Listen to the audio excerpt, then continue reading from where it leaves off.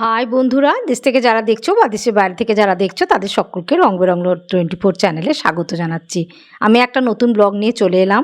এখানে দেখো ধান রোদেতে শুকানো হচ্ছে। আমরা ধান থেকে চাল পাই, সেটা সবাই জানি। কত কষ্ট করতে হয় তার আগে এই ধান থেকে চাল পাওয়ার জন্য।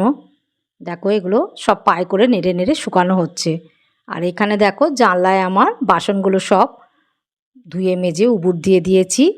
সকালের কাজ, তাছাড়া সব কাজকর্ম হয়ে গেছে। চলো ছাদে যাওয়া যাক। এখানে দেখো ছাদে চলে এলাম।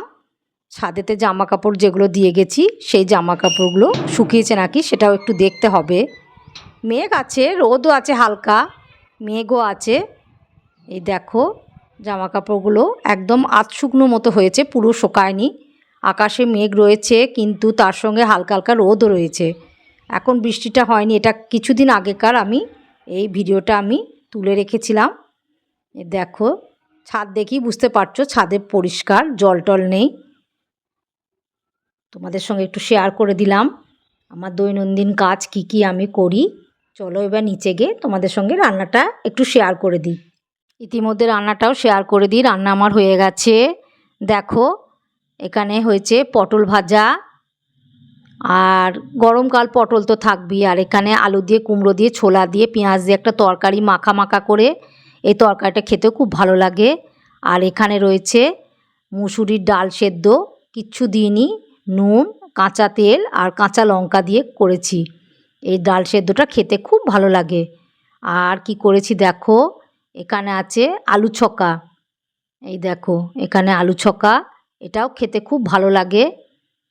আর রয়েছে শেষ পাতে খাওয়ার জন্য আমের চাটনি। আজকে চিনি দিয়ে করেছি। গরমের তো আমের চাটনি দারুণ লাগে, টক জিনিস হলে একটু খেতে খুব ভালো লাগে।